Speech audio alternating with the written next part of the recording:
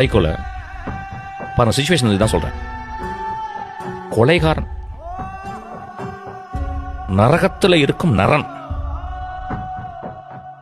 அவனை ஒரு பெண் வந்து அப்படியே அவன் மனசுல இருக்குது, அப்படியே அவன் இதயத்தை அப்படியே தொட்டுட்டான். ஒரு இயேசு கிறிஸ்து மாதிரி இதயத்தை தொட்டு அவன் அப்படியே உடம்பெல்லாம் மாறிடுச்சு, ஒரு சிவனா மாறிட்டான். இவ்வளவு பாவங்கள் நம்ம பண்ணிட்டோமா அப்படின்னு உணர்ந்தான். ஐயோ, நான் இல்லாம போயிடணும்ல சார், இதுதான் சார் சிச்சுவேஷன் சார். உடனே அவரு